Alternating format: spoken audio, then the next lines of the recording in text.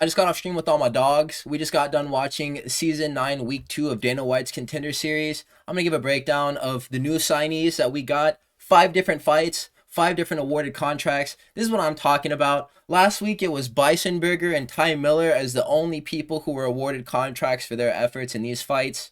Now we have 5 new members of the UFC roster to look forward to fighting. So these are all of the fighters there, plus Baisanburger from last week. I was laughing so hard in the grocery store thinking about how one of the stream viewers, the right hand of Ilya Taporia, he had immediately coined Baisanburger as soon as he won his contract, had me cackling. We'll have breakdowns of all these different people who were awarded contracts, who they fought, and then at the very end, I will give my recap of Dana White giving them their contract, because that's always a funny part of the programming, and then also matchmaking these fighters with people who I'd love to see them fight for their UFC debuts. So let's get right into it.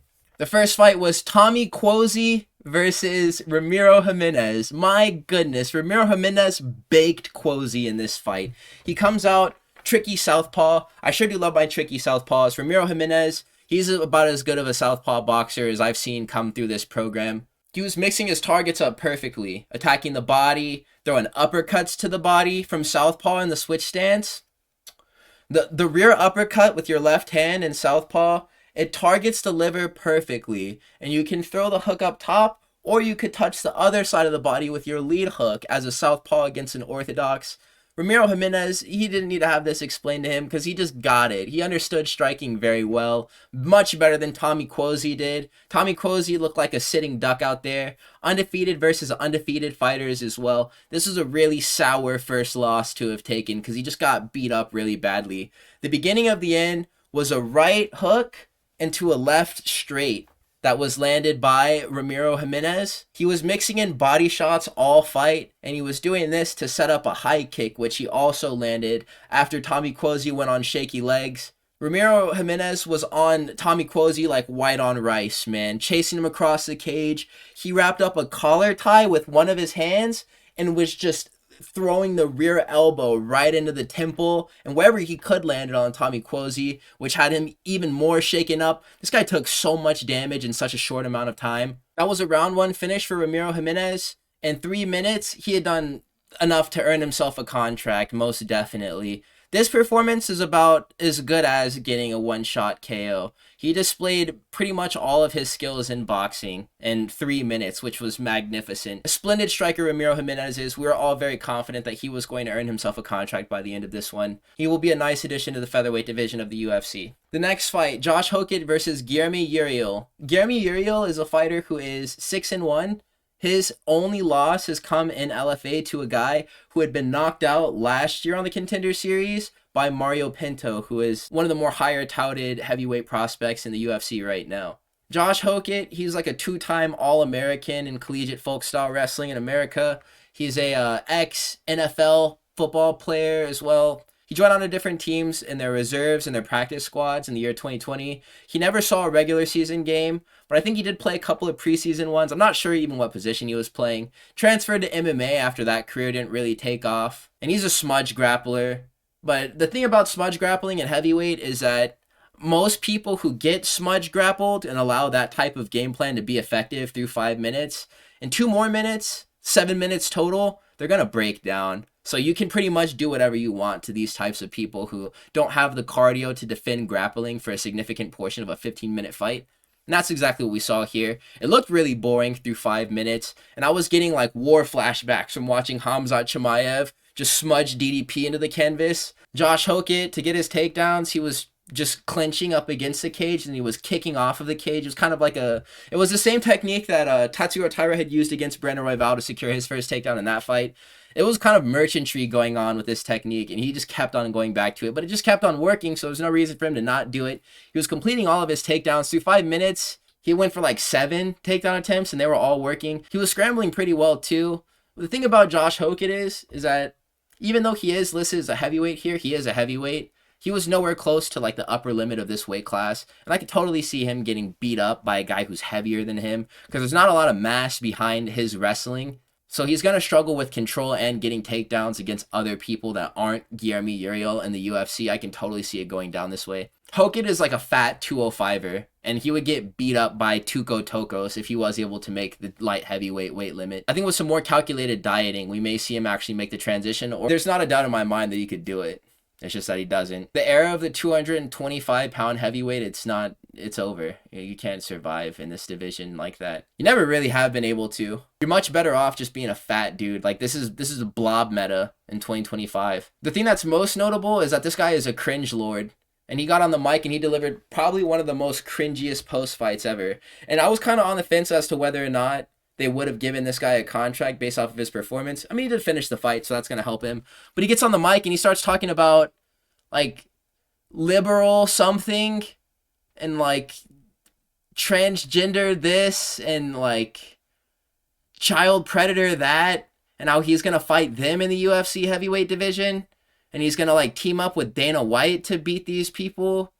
It didn't even make any sense. And he was out of breath, too, from, like, fighting. And he also called out that he'd be fighting with these types of threats to the world instead of the boring heavyweight division. Like, he didn't just put on a stinker, like, 30 seconds ago. Brutal cringe. I almost passed away, dude. My body rejected this post-fight speech like I just drink battery acid. It was really, like, super cringe, mate. The Incredible Hulk. Welcome to the heavyweight division of the UFC. And this was really sad. And not even just for, like, the memes, right? Like, India, that's such a huge market. I know Dana White wants to get into that market so that they can start making money in it because there's so many people there. And for all the Indian fighters that have tried, Anshul Jubilee, that one guy from back in the day, very before my time, Pooja Tomar just recently took a really bad loss. I don't know why these dudes can't produce just like a solid fighter. And it's like, I'm going to tread lightly here so I don't offend anyone. Because I don't want to just be mean or like make myself look prejudiced either. It just seems like fighters from this region, they can't hurt people. And it's sad because I want to see them be successful. Because they all try and they all talk about what it would mean to them to be like the first successful fighter from this region to put on for India. They just, none of them have reached anywhere close to the mountaintop yet. Kaushik Saikumar, he fought Luis Lee Scott in bantamweight. Saikumar, it was looking good for him. He came out, he had Ryan Hall in his corner. I could have gone either one or two ways. 5'10" bantamweight, you could have like insane power in your hands. And like just to cap things off, you have Ryan Hall there to teach you how to handle the ground strategy. But as soon as the fight started, Saikumar, he was insanely grappling minded in this fight, and he was just rolling for leg locks. And he rolled about 5 times throughout this entire fight, had Ryan Hall in his corner, so kind of predictable. But his only weapons were leg attacks, and he couldn't pass the knee line, so he couldn't keep Luis Lee Scott in danger for any more than like 5 seconds. All Luis Lee Scott had to do was just get up. It's a type of jiu-jitsu where if you don't believe in it, it just doesn't work. And that's not to say that Saikumar doesn't have good jiu-jitsu, but it's not optimized for use in a cage. This type of like leg attack style, I think it's so inefficient. We saw Roman Dolidze couldn't make it work. Ryan Hall himself struggled with like optimizing leg submissions. Against anyone who wasn't like BJ Penn, you get a couple cool clips of it, depending on the level of expertise that the other guy has in defending these leg attacks. But if they know what they're doing, or if they're just stronger than you, like Luis Lee Scott was over Kaushik Saikumar, you're in for a long night. Luis Lee Scott, he missed weight by a half pound. So it was kind of all eyes on him. It's what you're going to do now. That you've missed weight. You kind of put your feet in your mouth. And this is your big moment. But he has really good Muay Thai. This guy, he trains at a very good gym. Manchester top team with the Miracle Bruv, Lerone Murphy, and also Atiba Gautier.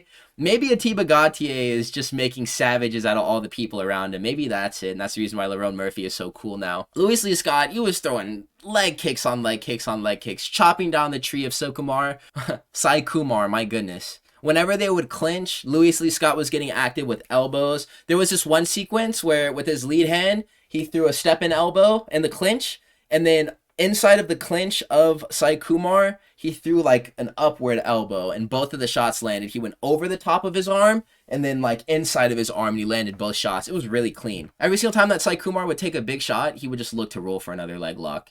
And it looks pathetic after a little bit. Especially whenever in the stand-up, he was getting cooked so bad. The notes that he was getting from Ryan Hall in the corner was to fire a left hook. And he was trying to get active with the right hand too. But there was just nothing on it. The power just is not there. And everything that Kaushik tried and failed to accomplish in the cage against Lee Scott, he was getting punished for it.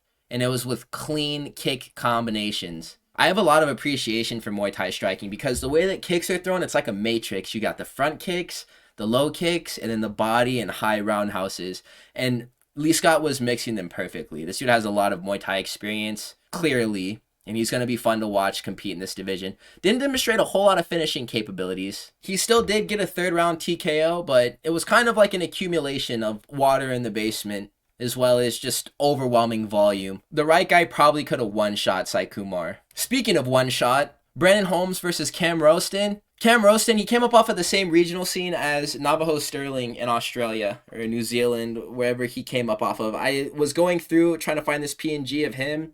Cam Rowston, he was on the same poster as Navajo Sterling. And Navajo Sterling was main eventing a fight card that he was also fighting on. So it's cool that they're in the same organization again now. There was an insane experience difference between these two. We have an 11-3-0 guy versus a 5-0 guy. And 3 losses depending on whatever circuit that you're going through. If it's a competitive one, like the New Zealand one likely is compared to other regions, that just means experience. And that can be an advantage for you. Especially as a guy coming on the Contender series where you're fighting against guys who have likely been able to just win their fights super easily or face no adversity in their fights before. Cam Rowston just dug deeper than Brandon Holmes, and he didn't need to get tried in order to get to this place too. Brandon Holmes didn't have any success in this fight. The biggest thing that happened before the knockout sequence took place was a clinch that was initiated by Cam Rowston, who was dominant in cage pressuring Brandon Holmes across the octagon in whatever positions that he wanted him to be in. And then he landed like a nut shot on Brandon Holmes, so they took like a minute and a half. And then afterwards, Cam Rowston smelled blood. He chased a finish, and it was super easy for him to secure once he created space. Brandon Holmes had a really wide open guard, so the right hands of Cam Rowston were finding their mark without him trying at all. He closed the distance again, and he landed a really big elbow. The impacts of these shots as well in the quiet apex, lovely. Cam Rowston offered an insanely violent KO highlight to the Dana White's Contender Series Apex, and it earned him a spot on the roster, so congratulations to him. The next fight is going to be, oh my, this was a classic. Manuel Exposito versus José Delano. Despacito versus Milano Cookie. That was another joke that Ilya Taporia had made in the chat. Crazy Uno reverse card moment. It kind of looked like Manuel Exposito was going to get in there and flip things on their head because he was like a 7-1 underdog in this fight. Came out, he was touching up José Delano. He was landing really good 50-50 combinations.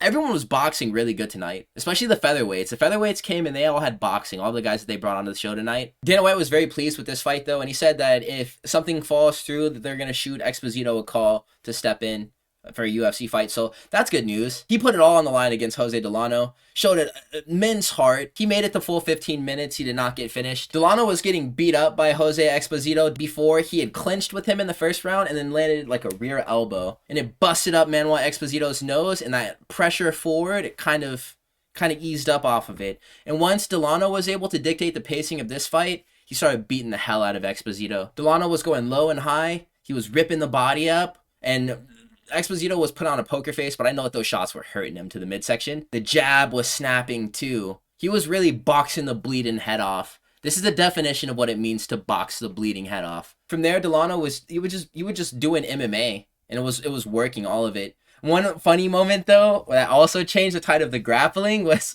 Exposito, he shot a takedown and completed it. Delano, he had like oil checked Exposito, which was like, ew. And then he got to a crucifix position, like a reverse crucifix position where the guy had like done, you know what I'm talking about, that like classic clip. They scramble a bit more, which I mean, both of them looked to be pretty good wrestlers. Like they knew what they were doing on the ground. And then they never really tried it. It just maintained the stand up after that. José Delano broke this man with simple boxing combinations. All he really needed was his jab and his cross, and they were all finding the mark. It was the fact that he was changing his targets though, and he wasn't getting too spicy with any of his offense. He stuck to the fundamentals, and he showed a lot of experience. Both of these fighters have a lot of fights on their record, 16-3-0, 13-3-0. These are pretty complete martial artists. So the fact that José Delano was the guy who did win this fight, he did it via unanimous decision. He's ready to go and take a big matchup in the UFC because he looks like he's ready at least. José Delano, one thing that he was doing on top of just sticking to his boxing fundamentals and not like getting very creative with that, he was switching stances. And giving Exposito southpaw and orthodox looks was definitely messing him up here, and it was letting him land more. This turned into a pretty one-side beating, but Manuel Exposito, he showed heart and chin, and that made it look like he was getting beat a lot less than he actually was. But the strike stats did kind of reflect that this was a massacre, so let's give an event recap. Dana White was feeling benevolent today. The woman who's stepping in for Laura Sanko, for whatever reason she wasn't there, she had said, I think that the fighters got the message and that they came to fight today. And Dana White was like, actually, there was no message that they received. This is just kind of what we expect from all the fighters, and they did what they were supposed to do. And so, to celebrate nobody putting on boring fights, before you, I have all of the fighters who have won contracts. We have Ramiro Jimenez up at the top left there. We have Josh Hokit down at the bottom left. Next to him, we have Luis Lee Scott, Cam Rowston, and also José Delano there. And these are all fighters who are now part of the full-time UFC roster. They will be making their debuts soon. So let's matchmake these fighters.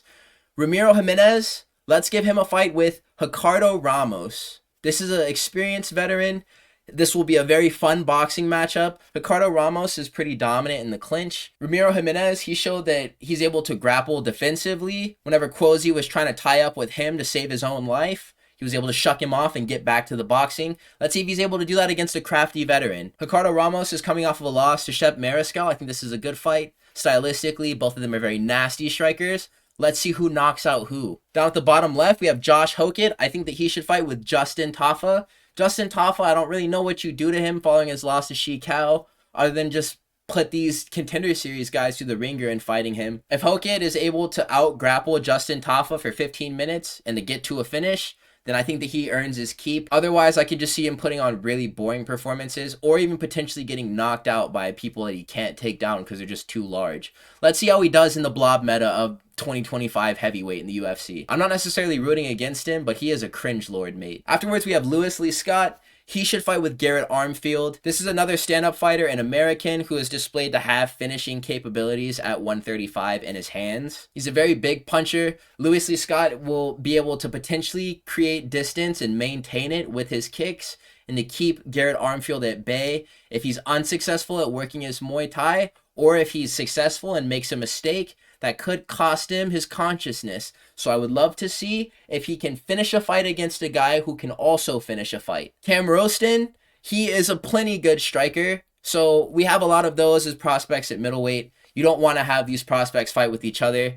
Ryan Loder is the grappling coach at American Top Team. He's shown to be not the best grappler in comparison to other fighters who have grappling and also potency in the striking like Azamat Bukoyev. Let's have him test the young. Or not necessarily young, because Cameron Rowston, 30 years old. Ryan Loder, this is a guy who we have him fight. Because if he can't wrestle, then he gets beaten by an American.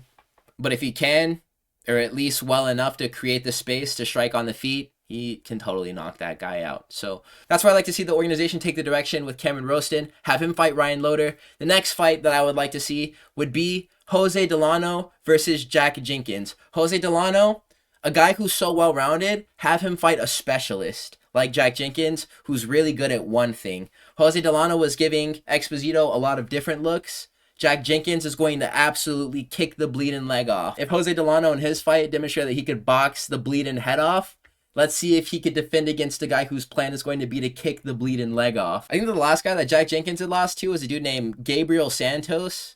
I think that was his name. José Delano could take a varied approach and game plan to wrestle like Gabriel Santos did to win his fight against Jack Jenkins, and then he could win that way. Or if José Delano can check the leg kick, then he probably does a good job in maintaining range and boxing with Jack Jenkins to a decision victory again. I don't really see this guy necessarily as a dude who has a lot of potency in the feet, but if you do give him the right matchups, he could likely finish fights. It could just be that Exposito was just uncharacteristically good at taking damage. That's also a very strong possibility because he looked really messed up at the end of that fight. I also wonder what the future holds for Exposito as well, because it's not like he was just completely useless in there. He actually did a good job against José Delano. This was also a very good week of the Contender Series. Week 2 was about 4 to 5 times better than week 1. And I hope that things only get better from here. So please stay tuned for 7 more days from now. We will have more Dana White's Contender Series content posted to the channel. I will have another recap just like this one. Also, keep an eye out for my predictions for the China card, which I just found out today is going to be taking place at 12 a.m. on Friday night in my time zone. So I will be streaming that entire time. It's going to be a sleepy one. We're about to be up until like 6 a.m., dude. I don't know how I'm gonna make it. Hopefully I don't fall asleep on stream. I don't think I will, but my goodness, we're gonna be tired. And don't expect that recap video for that card to come out at least until like midday the next one, because I'm just gonna go to bed, dude. It's like no way I'm gonna stay up and make the recap. No. Shout out all the UK boys who just be doing this, staying up until like 6 a.m. like to watch these cards after working the full week. No, man, that's not, I don't have that in me. So gentlemen, please do leave a like, comment, and subscription on this video if you do enjoy the content. I will be back for more of it very soon. I think I'll double upload tonight. Very good week of the Dana White's Contender Series. I love you guys. Have a wonderful day. Peace out.